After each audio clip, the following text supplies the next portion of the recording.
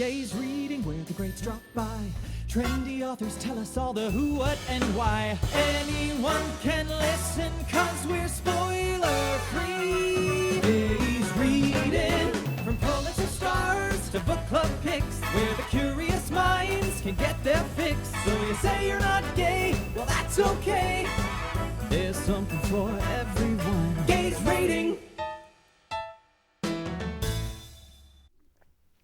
Hello and welcome to Gaze Reading. I'm your host, Jason Blitman, and I am so tired after a terrific weekend at the Texas Book Festival.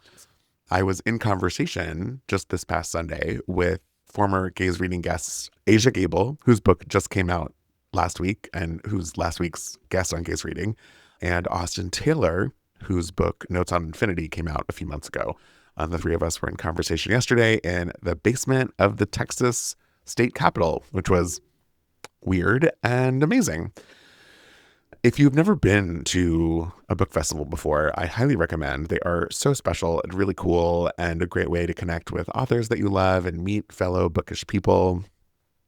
Shout out to the Little Gay Shop in Austin, Texas. They hosted a really lovely, fun little gathering for queer people and queer authors. And it's just so important to support local queer businesses these days and little indie businesses. So check them out. They're over on Instagram and they're super cool. Everyone who works there is fantastic. And all the authors who came out to hang out with all the people, it was just really great. Anyway, supporting local queer people, supporting local queer businesses, supporting authors is all important. And yeah, festivals are really fun. I was at the same hotel with former Gaze Reading guests Alejandro Varela and Annie Hartnett and Jemima Way, and they are all just terrific, and I love all of their books so much. So just another shout out to them and their books if you haven't read them yet. They are Middle Spoon and The Road to Tender Hearts and The Original Daughter, all respectively. I got to see Lucas Schaefer, who of course just won the Criticks Prize for his book The Slip, and Daria Lavelle, who was a terrific Gaze Reading guest, whose debut novel Aftertaste came out this year. Anyway, it was really great and super special. And yeah, that's that in regards to that. Anyway, that's why I'm so tired.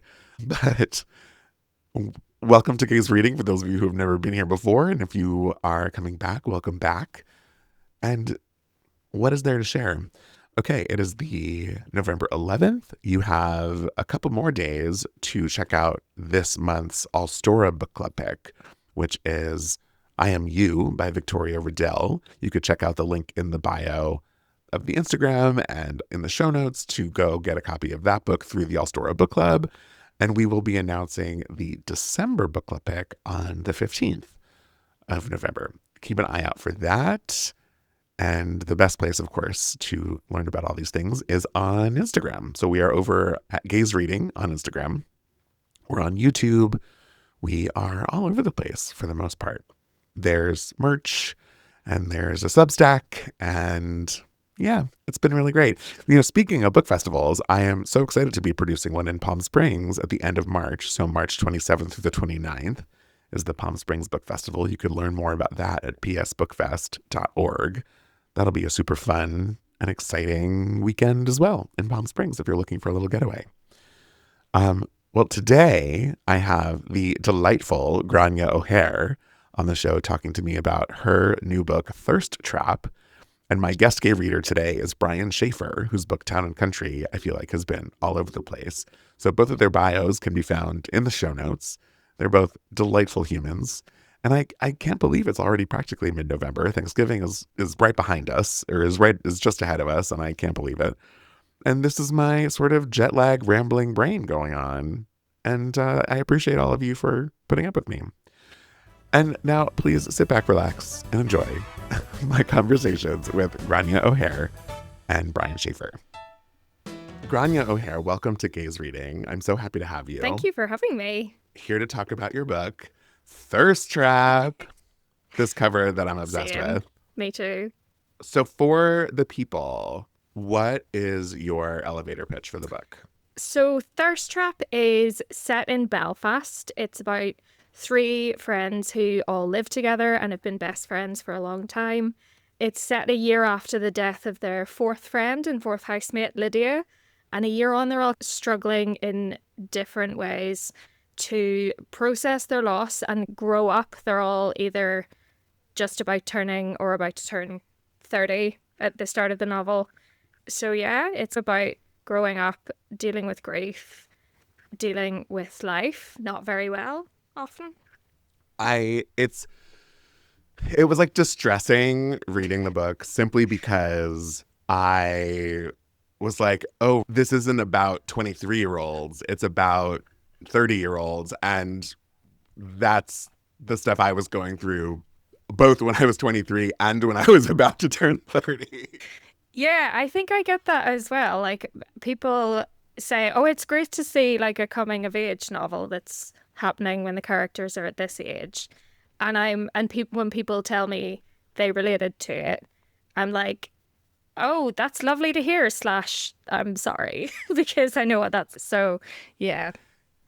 Yeah. And we learned so much about these characters in the first chapter alone. First of all, it's giving this almost contemporary younger version of First Wives Club. Oh, I've never had that comparison before, actually, but I'm very into it. Especially because I'm like feeling a lot of feelings about Diane Keaton at the minute. Yes, of course. But it's the 3 friends coming together after the loss of a 4th. And obviously it's very different, but that the 4 friends in First Wives Club, it's when the 4th dies later, when Stockard Channing dies in the first 5 minutes of the movie, that's when the 3 other women come together. And so there's like it feels like an homage to that movie, and with some other 90s kid references in the book. I was like, oh, I think this will go over well. Oh, thank you so much. Yeah, I wanted to do enough references that did situate it in a time, but hopefully not so many that were going to age in a certain way, like they wouldn't seem relevant in a few years. Because I think that's something I'm writing at the minute, and I'm like making references to things on social media, but trying not to do it very often, because I'm like, they're mayflies. They've got such a short kind of self-life, whereas I feel like maybe 90s and noughties references stuck a bit better, because there's not that kind of transience you get with people in 5 years going to be going, what's very demure, very mindful, what does that mean? Yeah. Yeah, it's less like the meme culture and more like moments of culture. Or I feel like someone said something, a friend of mine years ago said, is this a movement or is this a moment about, I don't remember what, but that's what makes, I feel like that's what you're talking about. Is it a moment or is it something bigger than that will be longer standing? Anyway, I have to know, have you ever needed to accommodate a plant at a bar? I haven't, but I think that's because I don't go out very much anymore. But I feel like it was the kind of thing, I was at the feeling slightly curmudgeonly at the nightclub rather than having a great time. And at the sort of age where everyone I know is owning and mothering plants. So yeah, I feel like it mashed both of those phases of life together for me. I feel like I would be the friend who said, sorry, I can't go out. I have to water my cactus. Yeah, I'm not very good at maintaining plants. I am unfortunately a notorious serial killer of succulents. I've let so many die and I don't know how it's happened. I've got one that's just about alive on my windowsill. But yeah, not very good with plants. Fingers crossed for it. So the cactus, the plant at the beginning of the book, it's described as thriving on neglect. Do you thrive on neglect? I think I thrive on not neglect, but definitely being left alone. I don't think I would have been able to write this novel if I hadn't had people leave me alone to get on with it. So yeah, I think I do. I do like my own space, I'll be honest. Yeah. So the book opens, it is this great night out for them, them being the group of friends. What does a great night out look for you? Or what did a great night out look for you when you were of the mind of going out? I think for me, the best big nights out were always the ones that weren't planned in advance. I think I know a lot of people nowadays who will be like, oh, if we're going to do this, or if we're going to go to this place, or if there's an idea that we might want to go to this place, then I'm going to have to get a babysitter, or I'm going to have to take the day off work afterwards, or I'm going to have to make sure I have no plans the day afterwards. And I think if there was a notion that a night was going to be a big night, I would feel quite panicked about it beforehand. So I think the best ones were always the most spontaneous, where it's, oh yeah, we're just meeting for like a catch up over a couple of glasses of wine. And then it's 4 a.m. and you're clutching each other's hands and saying, I think this dream really is possible for you. I don't know why you put yourself down so much. So yeah, I do think definitely spontaneity is where it's best to catch me. I think planned nights give me the heebie-jeebies. I totally agree with that and don't even think I realized it. I feel like I'm just always tired, but if someone said, let's go to dinner and have a very simple casual dinner, but then next thing I knew I was out all night, I could like maybe rally, but it's the putting clothes on in the first place that I have a hard time with. Yeah. And then I think it's because a lot of people I know, it's difficult to tell in advance like what mood they're going to be in. Have they got the kids babysat? Have they got not much to do the next day? Are they going to want to do that?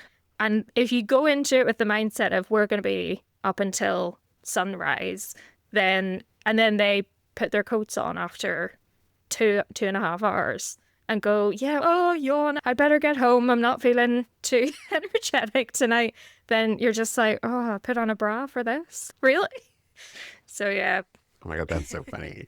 And there's a character who, I promise I'll stop just talking about the first 8 pages of the book. But like I said a second ago, there's so much that happens at the very beginning. You learn so much about each of these characters. And in turn, I felt like I was also getting a glimpse into you and your life.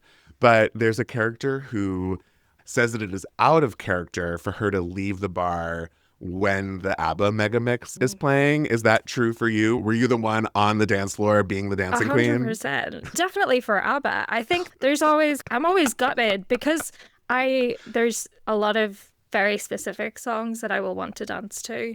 Then if I've missed it, I'm just like, oh, I feel like I've not hit all the milestones of the night. I think one of my friends got married recently and had their wedding reception in a museum they'd hired out for the night, which was very cool.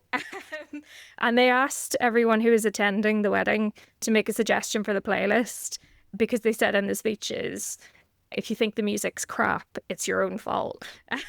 So I suggested Rasputin by Boney M. And because it was in a museum and I was having a great time wandering around taxidermied animals at night, it was just amazing. But the dance floor was in a portrait gallery that was not audible from the part of the museum I was in, and so I missed it, and I'm gutted. Oh no. Who would have thought? It was a great wedding. They're a great venue. That does sound very cool. Okay, I'm very curious. Oh wait, I need to go back to something. You said how a night could end up where it's 4:00 in the morning and you're holding your friend's hand and you're talking about the dreams being something you could fulfill. Have you ever had one of those nights? What is something, did you have a spark of inspiration at one of those 4 a.m. moments? Oh, I don't know. I think the best time is when everyone's still euphoric and blissful before people start getting slightly nihilistic. Because I think I've had a few of those and it was like, and you've made the choices, oh no, I want to keep going, I want to stay up later. And then the tone just takes a very somber turn. And you're like, yeah, should have got a taxi home, shouldn't I? Yeah, but I think for me, I look back on some of those nights and I'm just like, I don't know that I would be the person that I am today without the regret. Yeah. Yeah, I agree. I think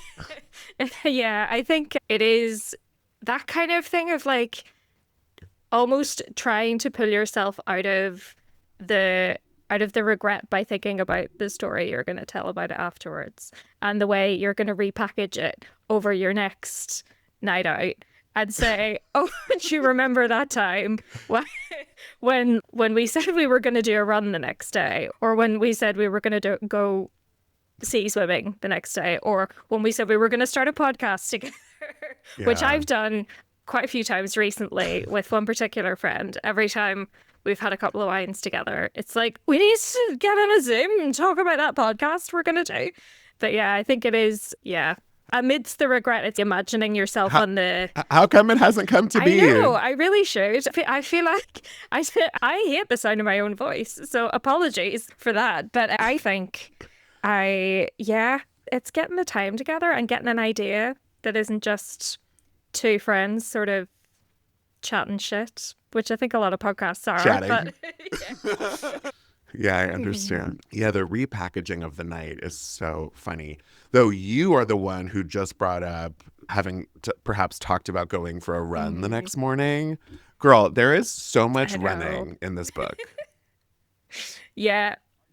Are you a runner? Where the hell did that come from? My sister's a really big runner. She's very competitive and does marathons and all that sort of thing. I have run. I intend to again.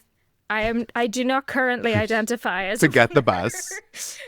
But yeah, no, I think it was just, I did want that kind of as an activity for Maggie, the character who gets into running. But I didn't want it to be magically like her being amazing at it straight away. I was like, this needs to be a very woman aged 30 who has just an ongoing hangover, trying to inject some kind of health into her life and brain.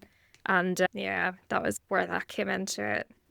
Yeah, that's fair. I feel like I've always said I will only run to something or away from something. I don't want to run like just for fun. Yeah. No, I think whenever I did occasionally run, I enjoyed the feeling of having run when it was over, but never ever the feeling of actually running. I feel like people would talk about, once you push through the wall and you get to this sort of high, and I was like, no, I don't think that's not a high I want to experience. It is, but I don't think it's going to happen. So no, I feel that I'm either late or in danger. That's amazing. I'm going to use that. It's true. Okay, I have to know from your mouth, what is the lesbian rule? Oh, I can't remember how I stumbled upon the lesbian rule, which was some sort of like ancient and then I was like, this, in a moment of when Maggie, the character who brings it up, is she's on MDMA and she's drunk, and the feeling of just wanting to melt into this woman that she's really into, and like almost wanting to like climb inside her because she's just, I think because that relationship with Kate, or situationship, Kate is so distant and Maggie then just wants to latch onto her in that way. Yeah, I can't remember how I stumbled across that piece of information. Probably in some sort of Wikipedia. How do you define it? I think it's a sort of, I'm struggling to describe it now. It's like I can't even remember what it's used for now. It's like a curved rod or something. Yeah, which is ironic for lesbians, but... That's so funny. I also, this book made me realize how many D words cause panic. You have deadlines, debt, drinking, dentist, dread, despair. And I was like, oh, that's real. Yeah. When did you realize that? Getting the day is real. Yeah. I think it was fortuitous for that sort of, that line that they used to refer to anxiety as like getting the day. Yeah. Yeah, it is. It would be a fun challenge to work out, could I find synonyms, but then it wouldn't really work with the expression. Yeah, but it was definitely handy. Mm-hmm. It also felt like a sort of whimsical way of describing crippling anxiety, which I think is how a lot of the characters in the book deal with very, very stressful and difficult emotions is to make a little joke about it and pretend everything's fine. I was just thinking of more, and I was, okay, depression, doubt, Doubt, yes. and suddenly my brain is just, there has to be more. Like, this is Yeah. clearly a rule that we don't even realize exists. Yeah. I guess that prefix D, like DE, means decline, like regression or depression of some kind. Yeah. Oh, duh. But not deadlines and Yeah, debt and drinking and that's dentists. also, Like, those are yeah. not, Yeah, yeah, I know. that's really funny. Yeah, this is about as Anyway, philosophical as I you get. had me I'm like, oh my thinking, God, yeah, I am smart. it's like like some sort of new philosophical rule that you've created. Something, getting the D means that you have anxiety and Yeah. depression. So funny. I don't know how old you are, but I was like, we have so many of the same references that pop up in the book that just brought me joy. My two favorites being OK Cupid and You've Got Mail. Yeah, big Nora Ephron fan. Yeah, yeah. Yeah, You've Got Mail is hands down one of my favorite movies of all time, which I think is a little problematic these days in terms of the big corporation Yeah. situation, billionaire things that we have going on. But OK Cupid, are you an OK Cupider? Was that a thing? Tell me everything. I think because if I remember correctly, I think that was like a reference that was whenever one of the characters was a teenager. And I think when she was growing up and learning what kind of I think she goes to see if sex must have been sex that ended, like a date that ended without you getting murdered by a stranger you met on OkCupid. And I think that was because whenever I was a teenager, those were the only kind of online dating things that existed, I think, or that I was aware of anyway. I think the app scene was more whenever I was in my 20s. So yeah, it felt, because I think as well, because I got a lot of lectures in school and stuff about the dangers of chat rooms and speaking to strangers on the internet. And now here we are years later, and that we never stopped doing that. We just live there now, all together in one horrible commune. I know. It had me thinking about your dating life, which of course I know nothing about. But I'm curious to know what is the thing that if you walked into someone's that you saw that would make you immediately want to leave? Oh, that's a really good question. Oh, because so I've been in a deep journalism going on here. I have been in a relationship for 3 years now, so I haven't had to think about icks in quite a long time. Oh, do you know what? Any kind of musical instrument. Because I dated a lot of musicians and I don't want to do that ever again. Yeah, that would be my red flag. But context is so important, though, because what if it was like their great grandfathers and they weren't actually a musician, but they had it on display, but you didn't even think to ask them. You just scooted off. It wasn't meant to be, was it? I know, that's so true. I was wondering the same thing for myself, and I wonder if it's an unmade bed or a mountain of dishes in the sink or not having a bookshelf. Yeah. I was trying to think what that would be for me. Yeah, I feel like an unmade bed is even though mine isn't always made, I feel like, yeah, also if it's a bed that's not a bed, it's just like a box spring or a mattress on the floor. That feels bleak. Yeah. Yes. Yeah. And it's okay that your bed isn't always made, but if you know you're having someone come over, you're probably going to make it. Exactly. Yeah, I think dirty laundry sitting out. Gross. If you know someone's coming over, bad manners. Yeah. Too much faith in your own, like... And it also made me think of the opposite, too. Oh, sorry. I think there might have been a delay. Yeah. I do think there's a very short, a tiny delay. But I was going to say that it made me think of the opposite too. Whereas what if I like got to someone's apartment and I saw something that would make me want to stay? And like, maybe it's a stack of my favorite books, or I see that they're a baker and they've just baked cookies, or Those are the first two things that come to mind.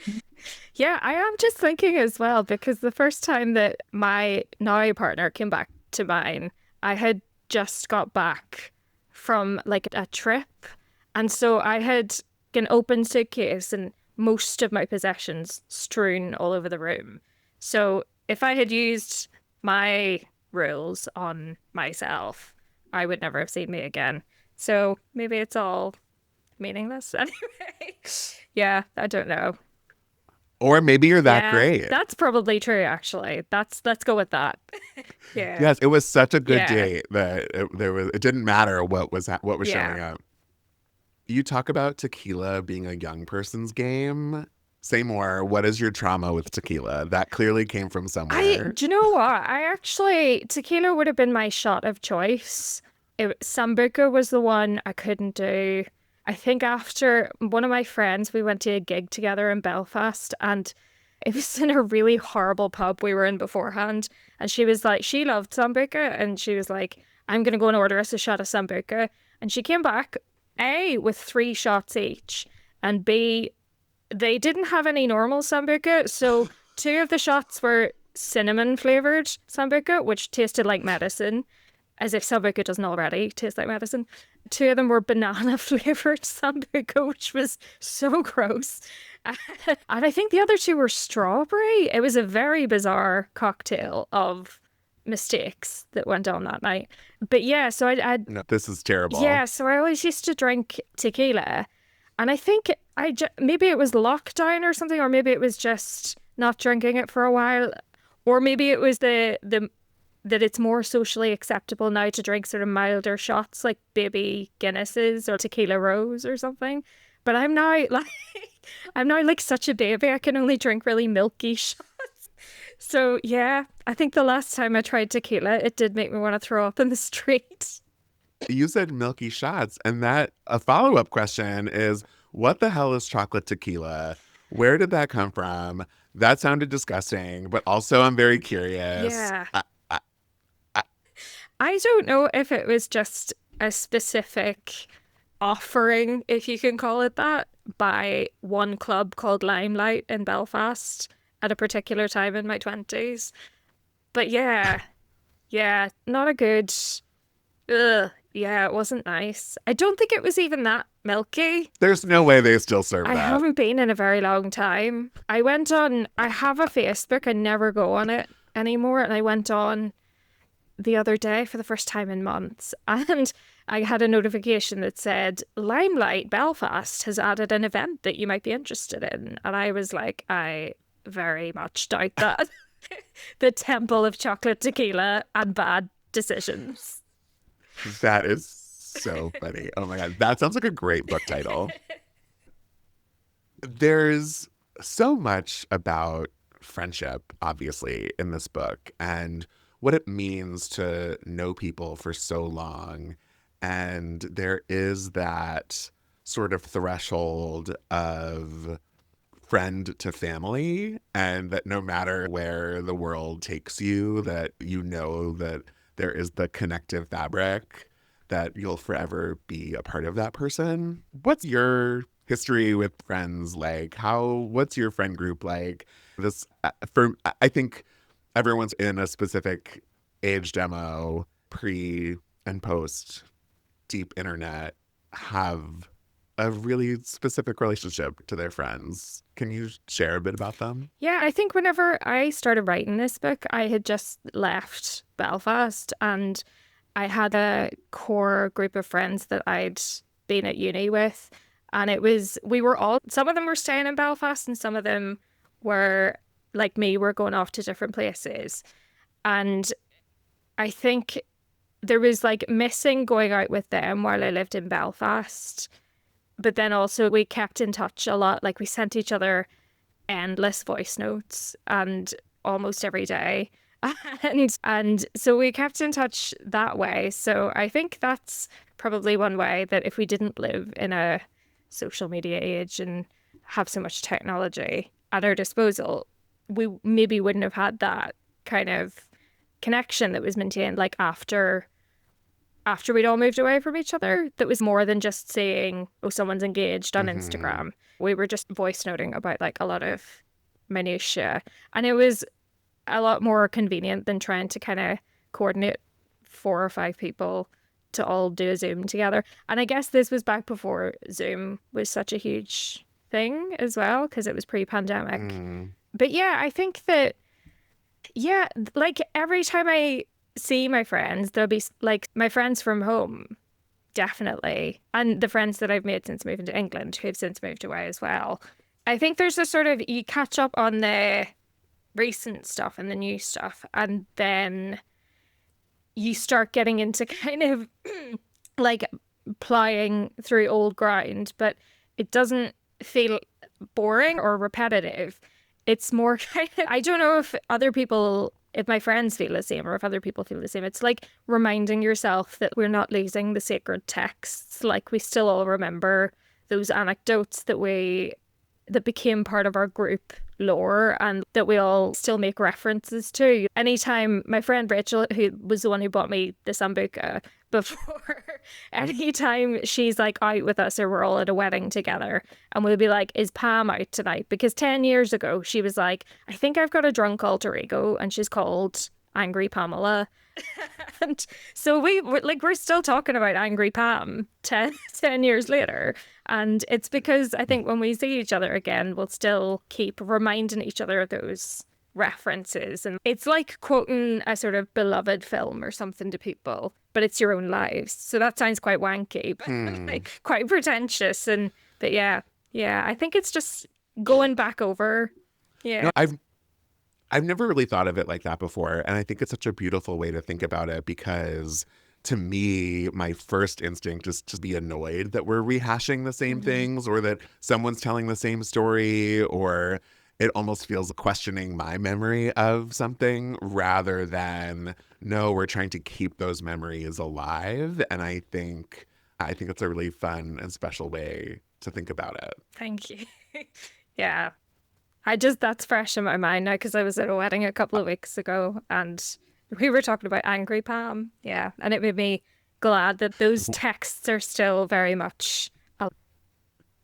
Yeah. What would your drunk alter ego be? Oh, mine actually, I think I gave her name to Lydia in the book. Mine was always Betty. And it was, I think I used to do, like after some wine and tequila, I used to do what was in hindsight an chronically bad Queen's accent.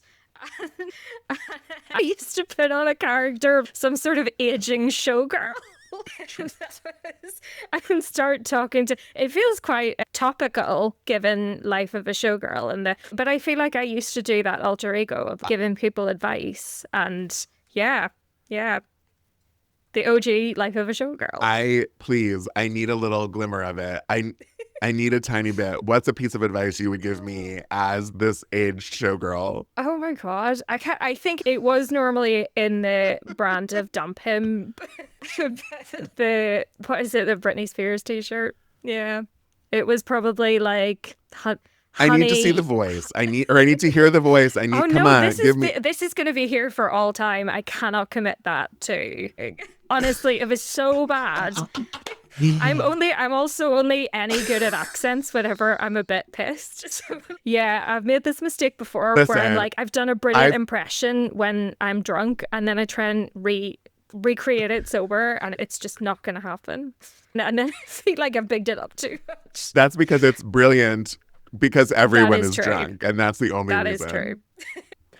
I fully respect that you know yourself and that you know that this is being recorded and that maybe you want to run for office one day, maybe, who knows, and it doesn't need to exist in the world. We'll just have to imagine it and that's okay. Yeah. And however bad you imagine it was, I assure you it was worse. Okay, I'm obsessed. You also brought up Life of a Showgirl, and Taylor Swift comes up a few times in the book. What are your thoughts and feelings? How do you feel about the album? What's happening? Are you a Swiftie? Tell me everything. I am a Swiftie. I actually really enjoy the new album, and I feel like And the day it came out, I listened to it first thing in the morning and I was like, oh, I'm into this. And then I went on social media and discovered I was wrong. But yeah, I think I really enjoy it. I think the only song I'm not that fussed on is Wishlist, but the rest I'm like bangers. And then there's this weird thing of remembering people are like, this can't be the woman who wrote Tortured Poets Department, and I'm just like, you hated that when it came out as well. What are you talking about? Yeah, I say. Yes, thank you. And listen, I am not a Swiftie, but I'm pay attention to the world around me. And I'm like, every single time this woman comes out with an album, the people hate it. And then they listen to it multiple times and then they love it. And the joke's on all of us because her tour is still going to sell $1 bajillion and people are still going to line up to go see her because she's a show person. And that's what we love to 100%. See. And the music is a bop.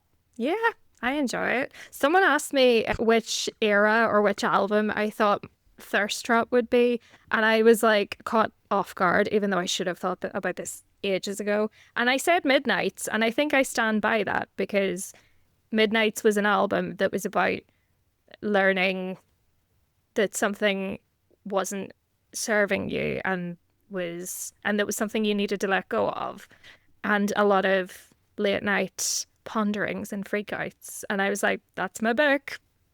Maybe it's Midnight's Life of a Showgirl Rising. Yeah. Did you ever take archery lessons?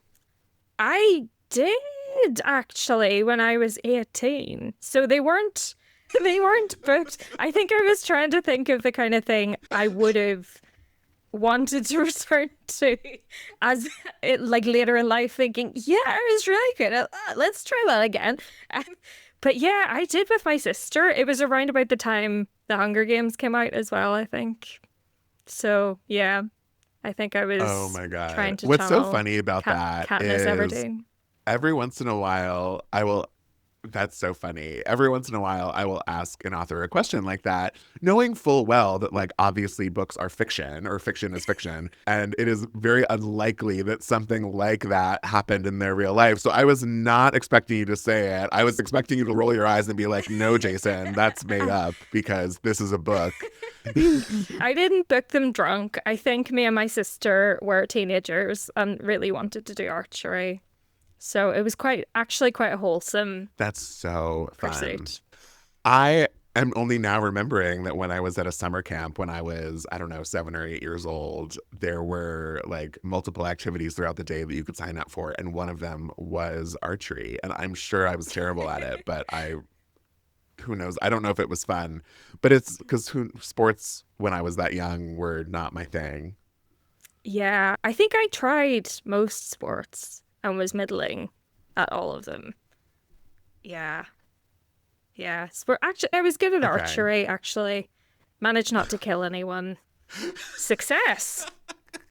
All that matters. That's like goal 1 of archery. So funny. The book had me thinking so much about how when you're friends with somebody for so long, how you are not always given the grace of change. And when someone knows you so well that you're almost put in a box and that's how you're known and how you're supposed to be. And it just got me thinking about how to challenge that with the people that have been in our lives for a long time. And is it a matter of actions and proving yourself, or I don't know, but it just had me thinking about that because we're not the same people that we were when we were 18, 19, 20, meeting friends for the first time. What has that experience been like for you? Yeah, I think if I'm ever inclined to like resent or challenge change in other people, it's generally because they're like suddenly less available as a friend. And I know that people go through phases of life where, because of work or because of relationships or families and all kinds of reasons, that people aren't going to be, you're not necessarily going to be living each other's pockets the way you might when you're 25 and all living together. So I think it can be a bit jarring whenever there's someone who you knew in your 20s, say, as like a massive sesh head who wanted to stay out until 4 a.m. and they're now like wanting to live a different life. But if that then means that they don't want to see certain people because they assume, because you have those shared memories, that's going to be, and then you almost have to take them by the shoulders and be like, we can just meet up and have coffee, we can just have lunch. It doesn't have to be, if that's a change that you've made in your life, that's fine. I think, yeah. But even more specifically, though, there is a moment towards the end of the book, and I don't want to give anything away, but basically one friend says to the other, I know that this is what you're going to do and the choice that you're going to make because that's what you do. Mm-hmm. And it made me so sad for both of them that you either don't feel like your friends can change or you don't feel like you're capable of change. So yeah, just thinking about what does it mean to disappoint the people around you, or that your behavior perhaps has grown and changed over time, but like the people who are closest to you are almost too close to you to see it. Yeah, that's a good question, actually. I think, oh, that's made me think now, because I know the scene you're talking about, obviously, and Yeah. oh God, I've gone. But I was just so Yeah. devastated. I know. I think it's yeah. Oh, that's a really good question, and I'm now like in my head a bit about it, trying to think. And maybe there's not an answer, but because I know for me, like I've been in therapy, I've had a lot of really great and thoughtful and interesting conversations with friends, and like giving myself grace and giving other people grace and needing to remember that we are capable of change. And that is not always the case, right? I think Yeah. we all have trauma. We've all been burned. We've all had those experiences with the friend who does the thing that Yeah. always hurts your feelings or always does whatever. So you're expecting them to continue doing that. Yeah, and And it's hard to think about how you make that change. yeah, I do think as well, like, I'm not sure if there's sometimes whenever people fall out with friends because someone's made a mistake or someone has been acting a certain way, I feel like we maybe are more motivated to try and improve things and try and persevere when it comes to romantic relationships, but sometimes with friendships it's just, and maybe that's a case of you maybe live with your romantic partner, so it's logistically more practical for you to try and work something out, whereas when if you don't live with friends, it's more easy to stew and let things slide out of contact with someone, and then just realize, oh yeah, we haven't spoken in a while because someone did that thing, or we had something go on, or something that was never resolved, and it feels awkward to go back and address it now. And I think because as well, you don't often have like formal friendship breakups in the way that you do romantically, then it's kind of left a bit more up to, oh yeah, we just fell out of touch, even though it can be as devastating a heartbreak as breaking up with someone you were in love with. Yeah, so I think that kind of, sorry, that's really rambling, but I do know what you mean about. That's a really great. Sorry, I think there is a delay again.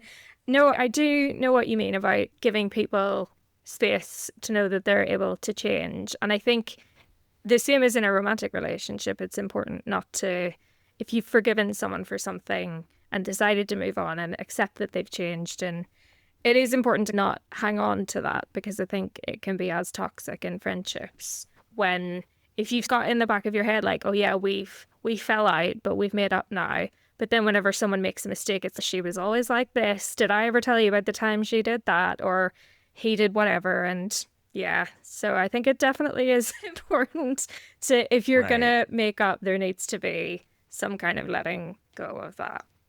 And it is so interesting you bringing up the whole, oh, we just fell out, or oh, we just lost touch, because it sounds like the stakes are lower with friends, but you're right. We're not living on top of each other. There's not the potential of romantic future and legal entanglements, right? There's less of a reason to have difficult and awkward conversations with friends, just rekindle something that's not necessarily working. But to circle it back to just the idea of queer community, but also this like core group of friends that exist in the book, when you have these friends as family, it makes me just think about how important it is to have some of those difficult conversations with the friends that you love. And anyway, the book, I think in general, reminded me of that and made me think about that as well. Oh, thank you. Yeah, I do think, and I think I had whenever I was in my 20s, I was like, oh, now I'm thinking about like how my friendships are so important and why are we always prioritizing romantic relationships is this kind of, and friendships is like a placeholder until something like that comes along. And once I'd come to that, I was like, yes, my friendships are so important and we're all going to be this close in exactly the same way forever with exactly the same immediacy of intimacy and contact and all of that. And then, of course, you do get a bit older and things do change and I felt anyway, I was like, was I lying to myself? Or was it all of this romanticization that I did around friendship? Was that misplaced somehow? Because now it takes 3 weeks and a doodle poll to get 3 people together for lunch one weekend. But I think it's hanging on to how important your friendships are, and also accepting that things are not always going to be the same, but that you need to be able to adapt to each other and the way that each other's lives and just life in general is changing as you get older. I love that. And what a beautiful way to end our conversation. Yeah. Gráinne O'Hare. Everyone go get your copy of Thirst Trap, out now wherever you get your books. And thank you so much for being here. Thank you so much for having me. This has been a really lush chat. A lush chat. I love that. Yes, gay reader time. Welcome to Gays Reading. Great to be here. It's such a pleasure. Very happy to have you. Of course, my very special guest gay reader today. And I need to get on some sort of crusade, or I'm on a crusade, and I need to figure out how to actually make it happen so that books get published with editor and author notes that we get in ARCs and galleys. Oh, yes. This is my crusade. Because as I was just saying, context, art and context. If we get the context from an editor of why they chose to publish it and some additional information from an author, should they have additional context to provide, it only makes the reading experience better. And I think especially too, because in my editor letter, I think she misspelled my name. And I think she refers to me as Brain, which is like a very common thing, which I do to myself. But I absolutely love that made it in there. These are uncorrected proofs, of course. Your name comes up twice in the letter. The first is traditional Brian. Yes. Second is Brain Schaefer. Yes, that's right. Of course. Yes, which it's happened to me all my life. Yeah. I get Justin all the time. Uh-huh. Yeah. It's whatever. It is what it is. My Starbucks, but sure, I'll take it. Brain is good though. It implies intelligence. Yeah. Thoughtfulness. I'll embrace it whenever it's applied. Yeah. Okay. Well, I brought this up about the letters because you have a beautiful letter that is included in the galley that talks about you and your mom being the readers of the family. Yes. So it is an even more appropriate thing to have you as my guest gay reader. So before we talk about that, what are you reading?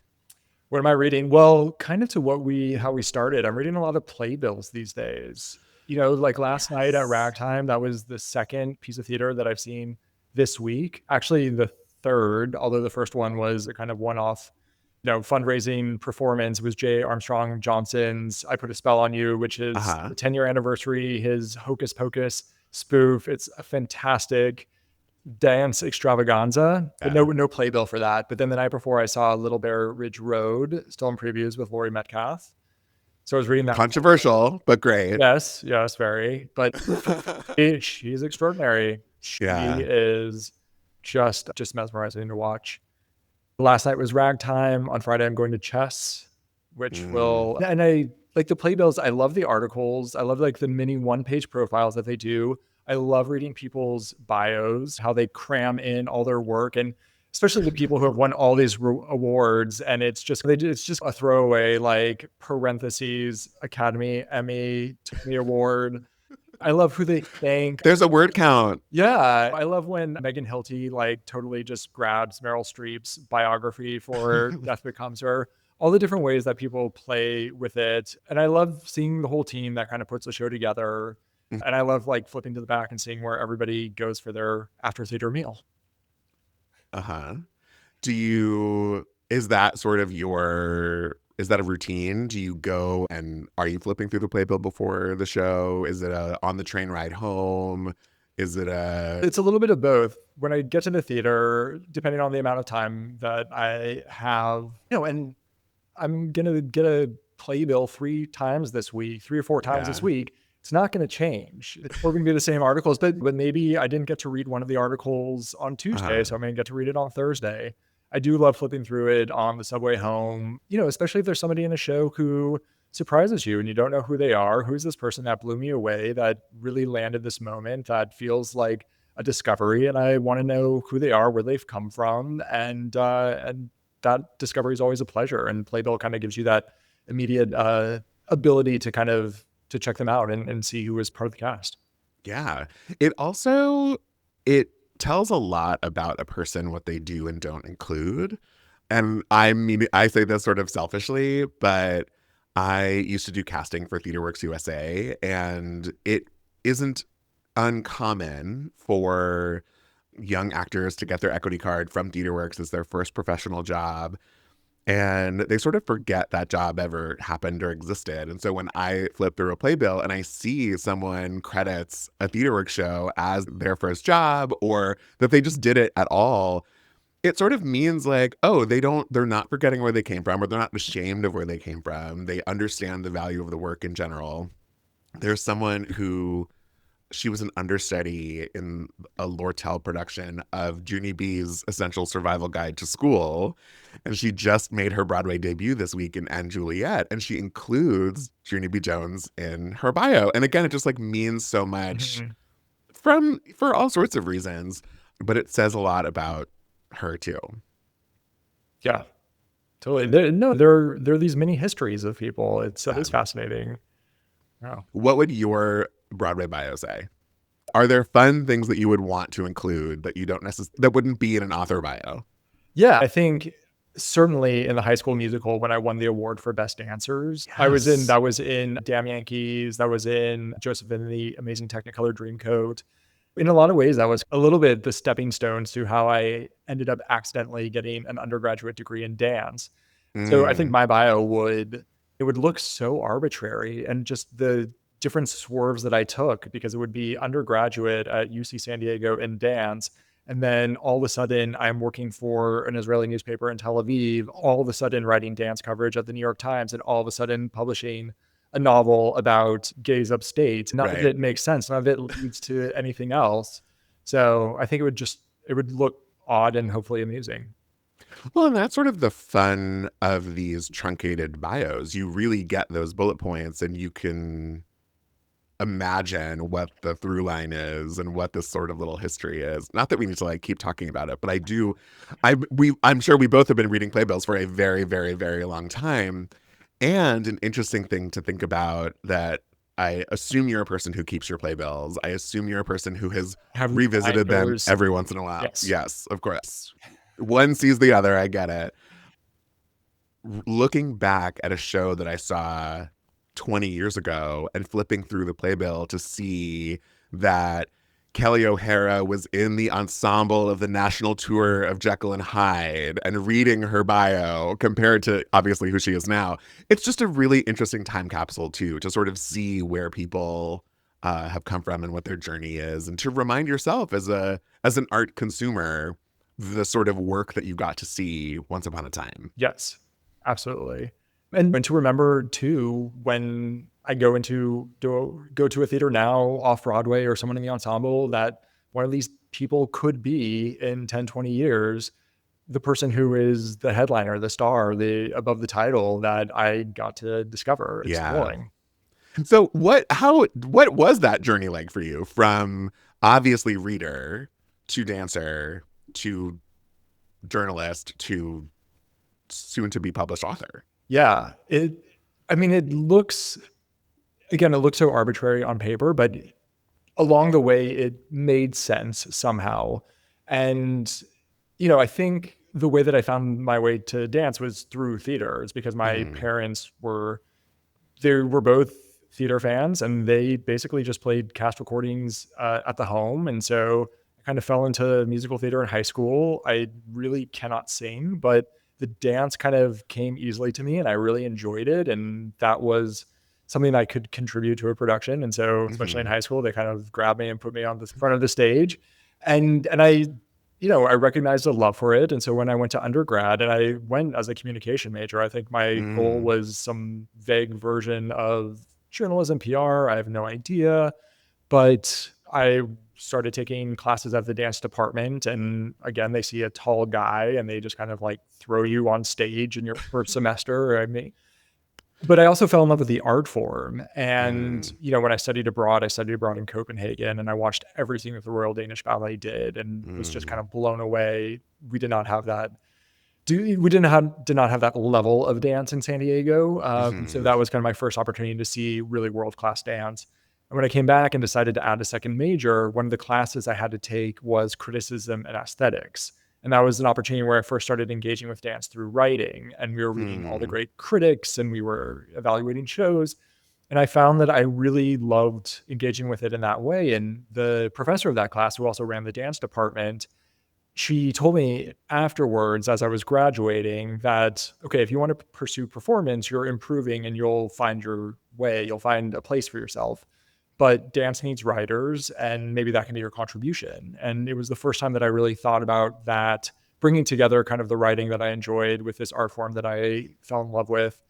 And so I started doing more of that. When I moved to Tel Aviv for a leadership fellowship, I really immersed myself in the dance scene, both kind of folk dance and contemporary dance, because I was there, because I'd built relationships in the dance writing world. Yeah. As an audience member, as a dancer, as a... Kind of all of the above. Okay. I was taking dance workshops. Classes, workshops, I was volunteering at the Contemporary Dance Center. And I had also started writing about dance for like Time Out Israel. And when I started working for the newspaper Haaretz, I started writing about culture for them.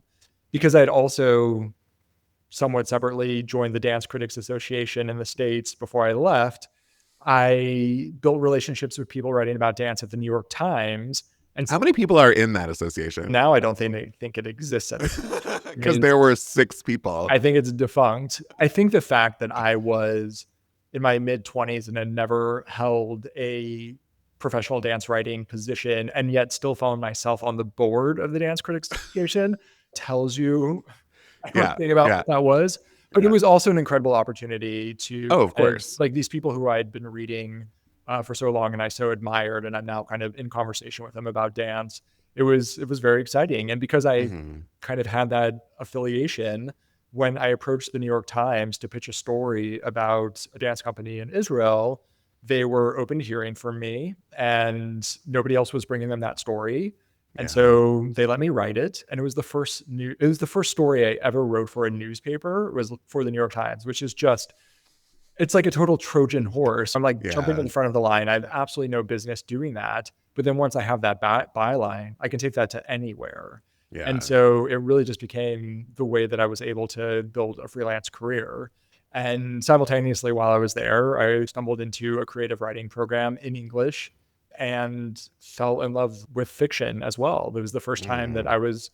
With fiction writing. Yeah, had been reading Babysitter's Club, Hardy Boys, Nancy Drew, devoured everything, always a big reader, but had never really dabbled in writing, even though my parents constantly remind me of this. I apparently won a writing award in the 4th grade, and they take that as the sign that this is what I was meant to do. Yeah. But I don't even remember it. And I really didn't write my first fiction until I was almost 30, really. That's amazing. And I fully understand the whole Trojan horse thing, because even with this podcast, I had been working for an arts and culture center in New York City and was doing a little podcast for them. And because of the reputation of the building, I was able to have people like Gabrielle Zevin and Emily St. John Mandel and Jenny Jackson and Sloane Crosley in conversation. That was sort of an accident. And so then when I started Gaze Reading, I like had this pedigree. Yes. And I had a list, right? So I was like, oh, I guess, okay, here we are. It's all accidental and it's all not. Right. Like you Right. get yourself in these positions, you think about, okay, what can I do with this? What are the opportunities that this opens up? And some of that is like totally subconscious, but you have some vague sense of like where you want to go and what you're capable of. totally. Yeah. So I talked about the letter that came with the galley written by you. And of course, you talk about how you and your mom were the readers of the family, and that now you have a Mommy and Me book club. What are some of the things that you've read in your book club? Can you talk about how are you different readers? I'm obsessed that you're both reading books simultaneously. Tell me everything. Yes. So it started very unintentionally. I basically had always wanted to read Middlemarch. And just one year for my mom's birthday, I decided that would be a cute gift. I'll give her this book and I'll invite her to read it with me. And in retrospect, that was a little unfair because she had a full-time job. She was like running a department. And I was like, here's this 1,000-page Victorian tome. Like, please make time to read it with me. But of course, because she wants to do everything with her sons. So she said yes. It took us 6 months. And so we didn't actually get to debrief it until Thanksgiving. But when we did, we just had this super fun, super special conversation about marriage and relationships and all the things that Middlemarch kind of brought up. And we both absolutely fell in love with the book. And so to share both the accomplishment of that and also to see the way that it opened up a new form of communication for us. I mean, we've always been close, but just some things that we don't regularly talk about. Oh, your 40-year marriage to my father, now 50 years. And at the time I had kind of just started my relationship with my now husband. And so it just brought up this conversation that I don't know we would have initiated other ways. And we so enjoyed the experience that we decided to do it again. And the pattern became that we really enjoyed reading these books that were very known and had made an impact on culture. So these classics that you see referenced all the time, but we had never read the source material. So that started to be what we aimed for. And so we ended up reading Great Expectations and Portrait of a Lady and the Brothers Karamazov and these really massive things. Yeah. We've been doing it for a decade now. And for our 10th anniversary this past summer, I assigned us Moby Dick, which we read. I have it sitting on my shelf. Yeah. I went to the Nantucket Book Festival this summer for the first time. It was so much fun. And while I was there, I was like, this has to be the book of the year. Like, they have a whole like shrine to it. So I got it, Moby Dick, and it was a great experience. Yeah. So a friend of mine suggested a book that is about all of the queer codedness of Moby Dick. And so I also bought that book, and he was like, I think you'd find it very fascinating to read them in tandem. I haven't had a chance to do that yet, but that is my intention. Oh, I would like to read that. Yeah. I'll tell you I can't remember what it's called, but I'll let you know. So it's always big books, and it's one a year. So it's one a year that I gift her for her birthday. But because we've built this relationship now, we're sharing books all the time and we're talking about it always. And so, she'll ask me what I can recommend when she's about to take a big trip, or I read all fours because my mom was reading it and she thought it was really interesting. And it wasn't a book that I think I was going to pick up otherwise, but when mom recommends it, it goes top of the list. And we now have an ongoing exchange, and so it's changed how frequently we communicate. It's changed our conversations because we always have something to share. We're always taking these journeys together. And we always have these stories that we're both commenting on. So it's been a really fun development. I love that. I feel like that happens with books in general. So it's particularly fun to hear that it's happening with your mom, a person who you've known your whole life, but now get to experience on a whole new, not just level, but like when there are themes that come up in a book that you perhaps wouldn't otherwise talk about, and that's true, with your friends as well, but when it comes to a parent, you don't think about comparing a 50-year-long marriage to the book that you're just reading unless you're reading it together. Right. So you said she was one of your very early readers. Right. What is your elevator pitch for Town and Country? Town and Country follows a congressional race in a trendy rural district that upends relationships between a group of gay second homeowners and a local family and challenges everyone's political, social, and familial loyalties. Everybody has that urban center and that place an hour, 2 hours away that everyone escapes to that just has this kind of clash of culture and a constant kind of shift in evolution and kind of the character of the town and what that does and how people participate in it and how it affects their relationships. If this chapter of your life right now had a title, what would you call it? I feel like I'm like in my IPO phase, I guess. Maybe like Gráinne goes public or something like that. Just because. Just like the best little whorehouse in Texas. Exactly. Quite literally, like my Instagram was private until earlier this year and had been for the 10, 12 years that I was on it. Yeah. And this was a moment where talking with my publisher, and they did not pressure me or anything, but they said it certainly would help if you made this public, if you were willing to share about the book and your journey and use it to make connections with readers and people in the book world. And it was like a moment of, okay, I am putting myself out there for the first time. And, and I've written articles for over a decade now, and I've written opinion pieces. I mean, I've certainly shared my thoughts before, but there feels something completely different about putting my own kind of creative project out there for the first time and also putting myself out there for the first time. So it really feels like, okay, please buy my stock. Yeah, of course. And not even just putting your creative content out there, but like among the first things I said to you was, I saw that you were at Ragtime last night because we're connected on Instagram, because I saw that. So it is interesting to be like, oh, this is a very public platform. But I love that. IPO, Brian goes public. Yes. Buy my IPO stock. moment. Yeah, buy my stock. Lots of good titles in there somewhere. Yes. I'm obsessed. Earlier, you rattled off Babysitter's Club, Hardy Boys, Nancy Drew as books that were influential to you. Is there one in particular that really sparked your love of reading as a young person? I think all of those books, I think like the ongoing story of these characters is the thing that, interesting, that I was able to follow their journey and a little bit their growth. I would say probably more Babysitter's Club. The other thing that I loved about the Babysitter's Club is that whatever I was dealing with in my life, I felt like I could find a story in that series that spoke to it in some way. So something that one of the characters was going through, if I was having a moment at school or some friendship that was on the rocks or, it was like I found solace and I found direction and I found companionship in those books.